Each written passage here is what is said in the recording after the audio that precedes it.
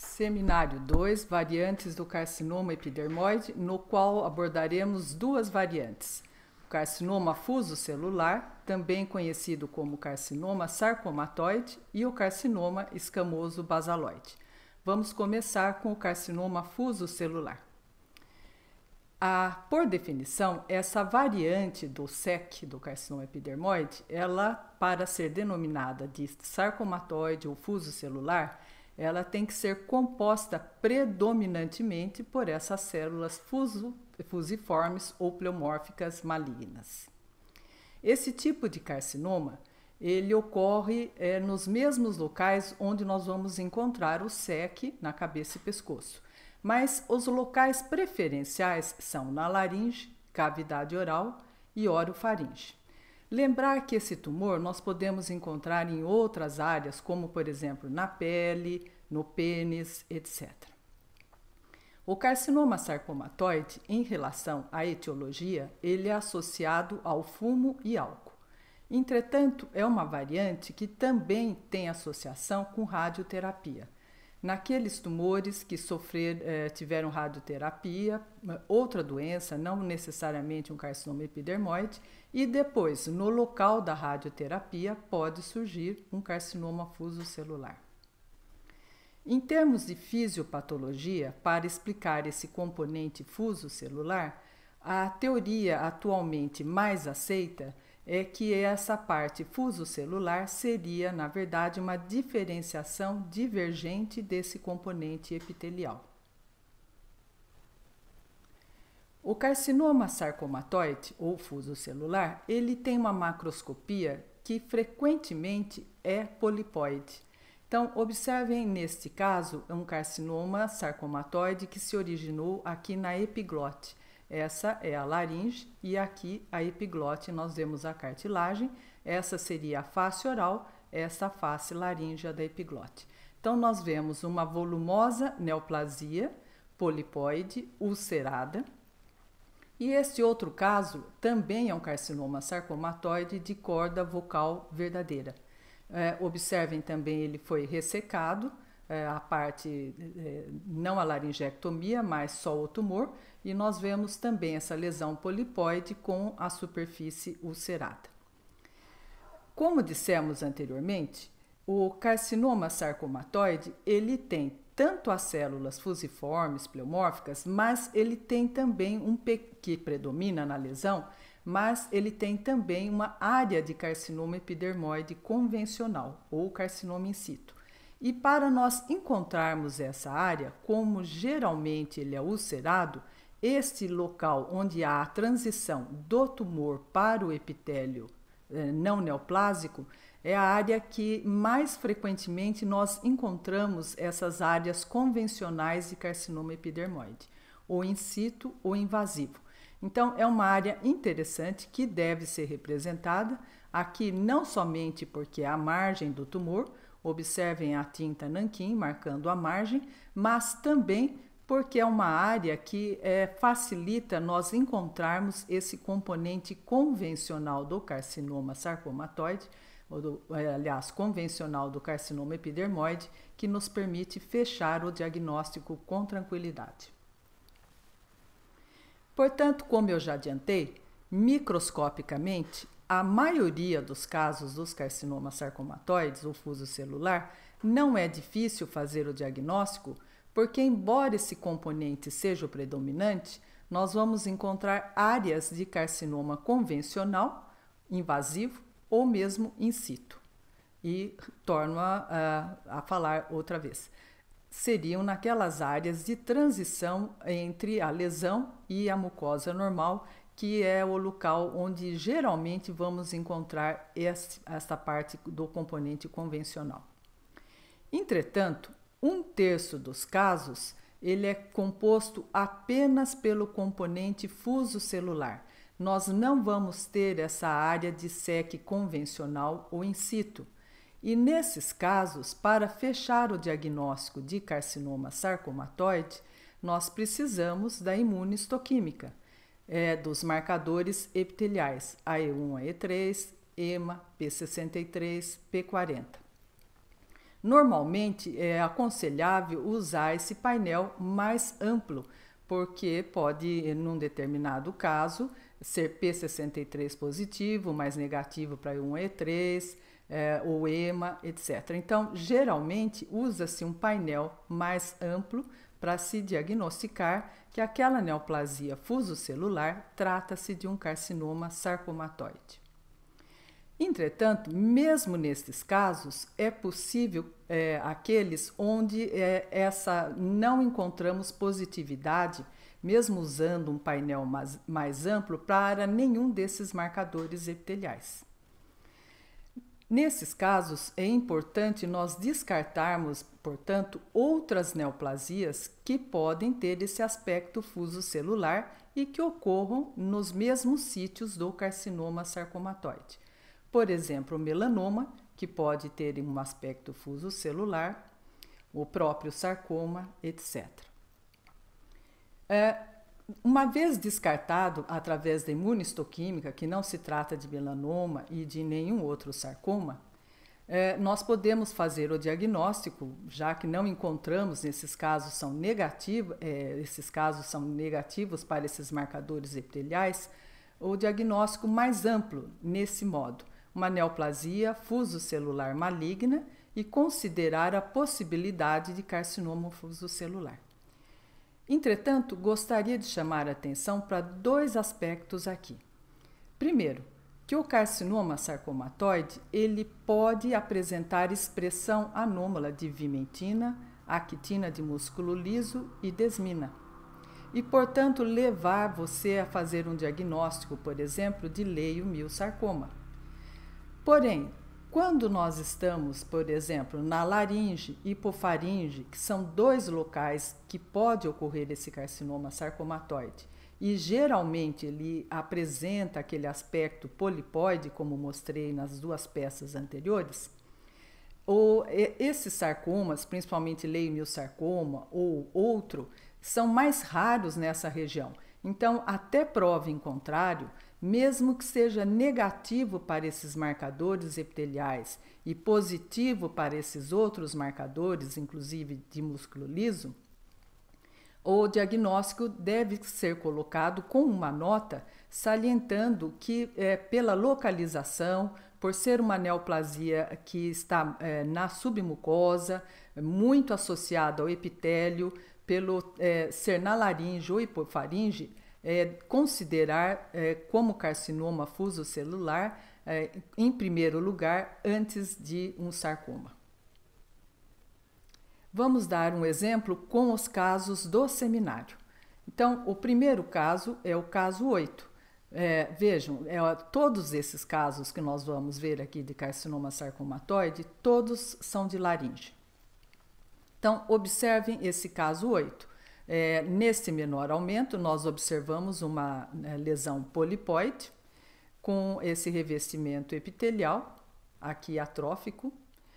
Observe que formam-se feixes em várias direções, são células atípicas com uma hipercromasia nuclear, com uma quantidade de colágeno entre elas, aqui em maior quantidade, aqui em menor quantidade, mas o pleomorfismo celular evidente. Então, nesse aspecto, ele é completamente fusocelular e lembra realmente um sarcoma. Entretanto, uma neoplasia polipoide e na corda vocal. E, como eu disse, mesmo nesses casos, se não encontrássemos uma área convencional ou que todos os marcadores epiteliais fossem negativos, e mesmo que fosse desmina positivo, assim mesmo o diagnóstico de carcinoma sarcomatoide é o primeiro a ser considerado pela localização e por esse aspecto macroscópico polipoide. Corda vocal, neoplasia polipoide, mesmo fuso celular, com marcadores epiteliais negativos, a primeira hipótese, assim mesmo, é o carcinoma sarcomatoide. Essa é uma outra área, nesse caso a imunistoquímica não era o ponto principal, porque nós temos aqui uma parte do epitélio com um aspecto displásico, uma outra área do tumor, onde já tem uma diferenciação epitelial mais nítida com aspecto escamoso e que, portanto, só isso, com essa localização na laringe, seria pertinente já fechar, não sendo necessário, inclusive, a imunistoquímica para dar o diagnóstico de carcinoma fusocelular ou sarcomatoide da laringe. Num outro aumento maior, mostrando um aspecto interessante desses carcinomas sarcomatoides que nos ajuda também a pensar nesse diagnóstico, porque nós vemos o epitélio escamoso revestindo a neoplasia e nesse epitélio escamoso nós observamos inclusive essas células escamosas já com esse aspecto fusocelular e como que fundindo, indo gradativamente assumindo esse aspecto sarcomatoide. Observe a semelhança dessa célula já aqui no interior da submucosa com essa ainda outra no epitélio. Como existe como se fosse uma transição suave dessa área da neoplasia com esse aspecto mais epitelial para essa área mais fusocelular que nós vemos aqui na submucosa. Então, esse aspecto como que caindo as células malignas, neoplásicas carcinomatosas aqui do epitélio para a submucosa, é uma dica para lembrar do diagnóstico de carcinoma sarcomatoide numa neoplasia fusocelular. Este é o caso 9, também é uma neoplasia de prega vocal, polipoide, observem a lesão no menor aumento e também ulcerada. Vejam que ela é predominantemente constituída por essas células fusocelulares, com pleomorfismo celular, mitoses, mas em determinadas áreas nós já vemos aqui essa diferenciação mais epitelial que permite já pensar que se trate de um carcinoma sarcomatoide, ainda mais que na prega vocal e sendo uma lesão polipoide. Observem que essa lesão, do caso 9, apresenta um outro aspecto que nós podemos encontrar em 7 a 15% dos casos, que é essa diferenciação mesenquimatosa heteróloga, que pode ser sob a forma de osso, cartilagem ou músculo esquelético maligno. No caso, tem um aspecto de osso com aspecto osteoide maligno. Então, essa diferenciação heteróloga pode ser encontrada nessa porcentagem dos casos e lembrar disso para não fazer o diagnóstico, por exemplo, errôneo de um osteosarcoma extraesquelético. É o mesmo caso 9, foi feito a imunistoquímica, esse seria o E1, E3, mostrando naquelas áreas que eu mostrei anteriormente aqui a positividade para a E1, E3, mais destacada aqui com a coloração, e nós vemos nitidamente que algumas células já adquirem esse aspecto fusocelular à semelhança das outras. Observem que aqui ela ainda tem essa expressão de AE1 e 3 no citoplasma e essa outra muito semelhante já perdeu a expressão. A mesma coisa nessa parte fusocelular. Observem essa bem fusocelular que ainda tem e as outras que já perderam a expressão. O caso 10, o outro caso, seria também um tumor de laringe polipoide. Observem a ulceração na superfície.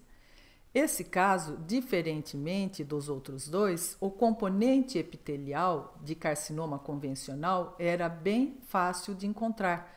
Ele se apresentava como esses cordões que vocês veem já nesse aumento frequentemente. Não havia problema, portanto, para interpretar como um carcinoma sarcomatoide, visto que nós temos notoriamente essa porção fusocelular sarcomatoide, mas é bem evidente essa porção epitelial aqui formando esses cordões.